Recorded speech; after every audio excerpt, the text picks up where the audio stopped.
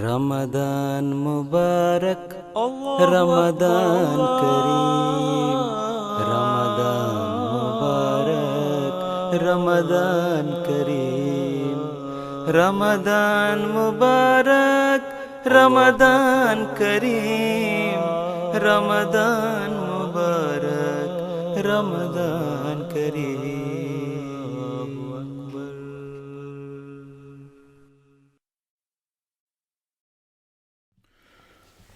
اللهم صل على محمد وعلى آل محمد كما صليت على إبراهيم وعلى آل إبراهيم إنك حميد مجيد. اللهم بارك على محمد وعلى آل محمد كما باركت على إبراهيم وعلى آل إبراهيم إنك حميد مجيد. رمضان کا پہلا عشرہ جو کہ رحمت کا عشرہ ہے اپنے اختتام کو پہنچ رہا ہے، اور انشاءاللہ کل سے ہم مغفرت کے عشرے میں داخل ہوں گے، اور اس میں خدا تعالیٰ کی مغفرت کے نظارے اللہ تعالیٰ کرے کہ ہم دیکھنے والے ہوں، پانے والے ہوں۔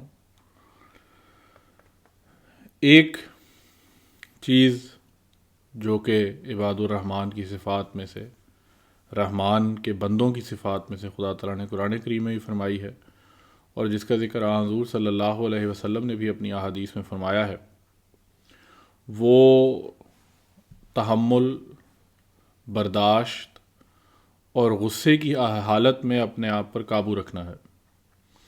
حضور صلی اللہ علیہ وسلم نے فرمایا کہ لیس الشدید بالسرعۃ، کہ بہادر اس کو نہیں کہتے جو کشتی میں دوسرے کو گرا لے، یعنی وہ تو ٹھیک ہے اس نے اپنی طاقت سے گرا لیا، لیکن اس میں بہادری نہیں۔ انما الشدید الذی یملک نفسہ عند الغضب، انما الشدید، اصل بہادر تو وہ ہے الذی یملک نفسہ، جو اپنے نفس پر کنٹرول رکھے، اس پہ قابو رکھے، عند الغضب، جب اس کو غصہ آئے۔ تو جو پہلوانی ہے یا جو پہلوان ہیں وہ گو کہ اپنی طاقت میں تو جاندار ہوتے ہیں، لیکن بہادر کی مثال حضور صلی اللہ علیہ وسلم نے یہ فرمائی کہ بہادر وہ ہے جو کہ غصے کے وقت اپنے جذبات پر قابو رکھے اور اس کو روک لے۔ یہ اصل بہادر ہے۔ خدا تعالیٰ قرآن کریم میں بھی فرماتا ہے سورۃ الفرقان میں کہ وَعِبَادُ الرَّحْمَنِ الَّذِينَ يَمْشُونَ عَلَى الْأَرْضِ هَوْنًا وَإِذَا خَاطَبَهُمُ الْجَاهِلُونَ قَالُوا سَلَامًا، کہ رحمان خدا کا بندہ یا کہ بندے تو ایسے ہیں کہ یمشون علی الارض ہونا، وہ زمین پر عاجزی اور انکساری کے ساتھ چلتے ہیں۔ وَإِذَا خَاطَبَهُمُ الْجَاهِلُونَ، اور جب ان سے جاہل کلام کرتے ہیں، قَالُوا سَلَامًا، یعنی جہالت کی بات کرتے ہیں، لڑائی کرتے ہیں، جھگڑا کرتے ہیں، قَالُوا سَلَامًا، تو وہ اتنا سے کہہ دیتے ہیں کہ ہم تو تمہارے لیے سلامتی کی دعا کرتے ہیں۔ یہ اصل بہادری ہے، یہ اصل بہادری ہے، یا یہ اصل طاقت ہے کہ انسان اپنے جسم پر یا اپنے نفس پر کس قدر کنٹرول میں ہو۔ غزوہ خیبر میں حضور انور تعالیٰ بن نصر العزیز نے بھی صحابہ، حضور صلی اللہ علیہ وسلم کے صحابہ کے واقعات سنائے، ان کے حالات سنائے خطبات میں، حضرت علی رضی اللہ تعالیٰ عنہ کے حوالے سے آپ نے بیان فرمایا کہ غزوہ خیبر میں ایک بڑے یہودی جرنیل کے مقابلے کے لیے آپ نکلے. اس سے بڑی دیر تک لڑائی کرتے رہے، اور وہ بھی چونکہ لڑائی کے فن میں ماہر تھا، اس نے بھی بڑی دیر تک لڑائی کی.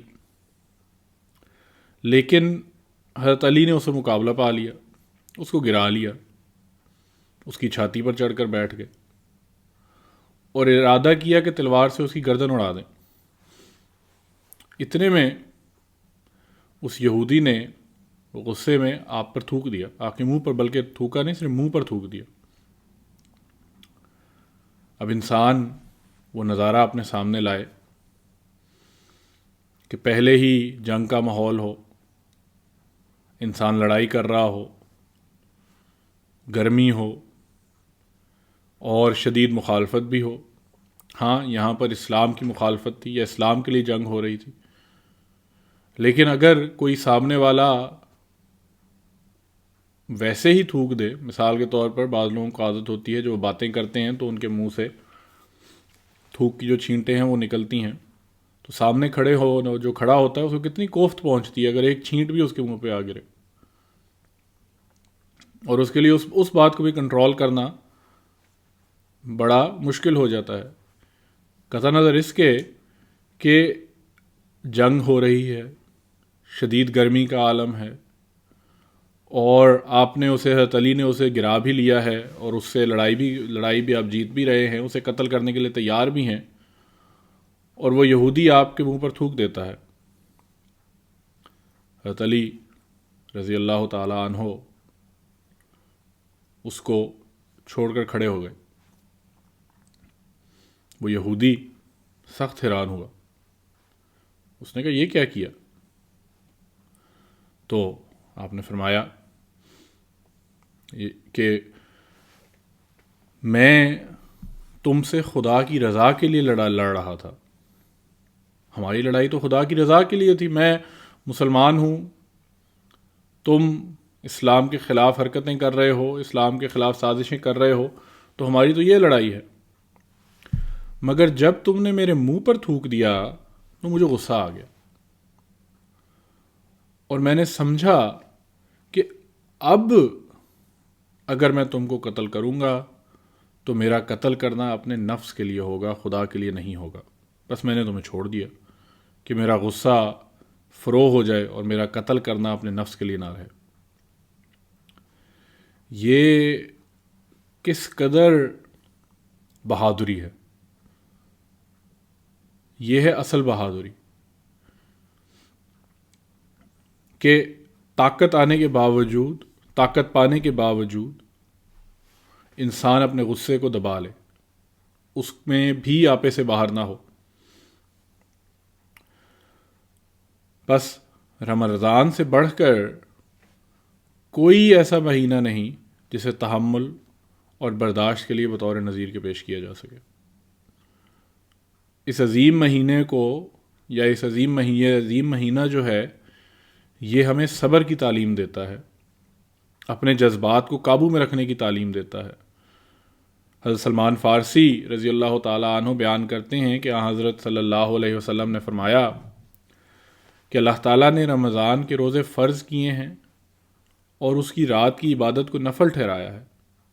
یہ مہینہ صبر کا مہینہ ہے، اور صبر کا ثواب جنت ہے، اور یہ ہمدردی خلق کا مہینہ ہے، اور ایسا مہینہ ہے جس میں مومن کا رزق بڑھایا جاتا ہے.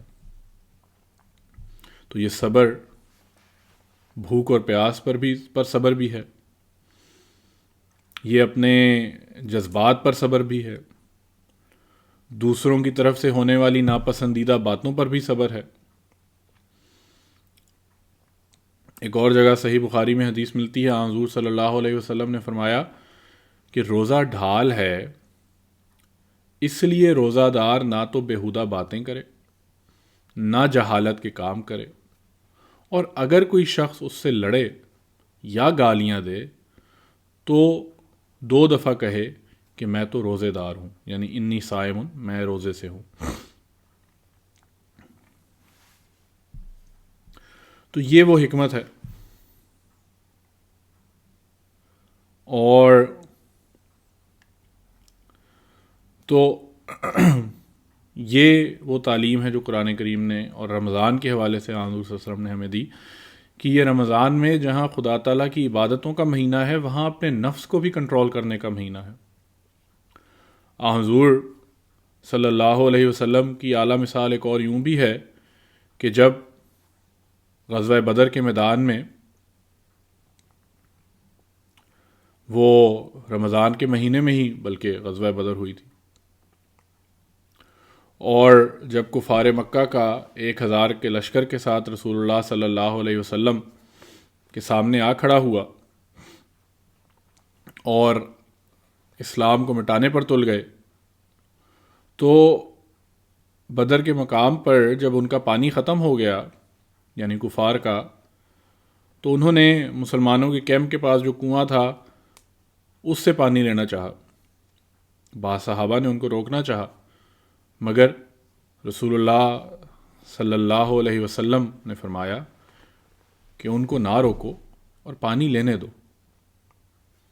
یہ آپ کا اسوہ تھا کہ ہماری لڑائی تو اگر لڑائی ہے بھی تو وہ تو خدا تعالیٰ کی خاطر ہے، اس میں ہماری ذاتیات تو کوئی شامل نہیں.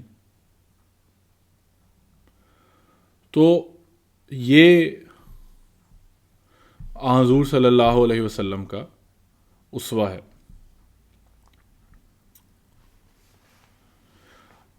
حضرت خلیفۃ المسیح الخامس ایدہ اللہ تعالی بنصر عزیز بیان فرماتے ہیں کہ حضرت ابو ہریرہ بیان کرتے ہیں کہ ایک شخص نے نبی کریم صلی اللہ علیہ وسلم سے عرض کی کہ مجھے کوئی نصیحت کریں.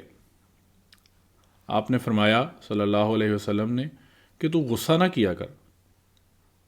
اس نے کئی دفعہ پوچھا اور آپ نے ہر مرتبہ یہی جواب دیا کہ غصہ نہ کیا کر. حضور فرماتے ہیں کہ بعض لوگ بات بات پر غصے میں آ جاتے ہیں، مغلوب الغضب ہو کر دوسروں کو نقصان پہنچاتے ہیں اور اپنے آپ کو ہی مشکل میں ڈال لیتے ہیں. ایسے لوگوں کے لیے یہ نصیحت خاص طور پر یاد رکھنے والی ہے، ورنہ غصہ تو ہر ایک کو کچھ نہ کچھ آتا ہی ہے، انسانی فطرت ہے. حضرت صلی اللہ علیہ وسلم کے بارے میں آتا ہے کہ آپ کو کبھی غصہ آیا تو اللہ تعالیٰ کے دین کی خاطر اور اللہ تعالیٰ کے تقدس کی خاطر، اس کے علاوہ کبھی ذاتی معاملات میں حضرت صلی اللہ علیہ وسلم کو غصہ نہیں آیا. ایک اور جگہ حضور فرماتے ہیں ایک نیکی صبر و تحمل ہے، صبر کے نتیجے میں بہت سی برائیوں سے بچا جا سکتا ہے. صبر کی کمی کے باعث غلط فہمیاں اور جھگڑے پیدا ہوتے ہیں. اس لحاظ سے ہر احمدی کو صبر اختیار کرنا چاہیے. فرمایا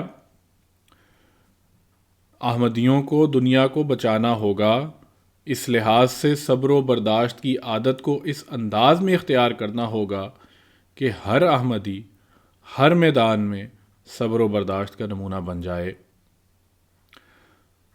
تو یہ رمضان کے جو چند دن ہیں جن میں سے 1/3 گزرنے والا ہے یا گزر جائے گا، گزر چکا ہے، آج آخری دن ہے، 10واں روزہ ہے، تو باقی جو دن رہ گئے ہیں ان میں یہ کوشش کریں کہ ہم اپنے نفس پر صبر اور تحمل کے ساتھ بھی اس کی بھی پریکٹس کریں، اس کی بھی کوشش کریں کہ ہم اپنے اندر صبر اور تحمل بھی پیدا کرنے والے ہوں. اللہ تعالی ہمیں اس خوبصورت تعلیم پر بھی عمل کرنے کی توفیق عطا فرمائے اور اس کے ذریعے سے ہم اپنی زندگیوں کو مزید خوبصورت بنانے والے ہوں. اللہ تعالی ہمیں اس کی توفیق عطا فرمائے.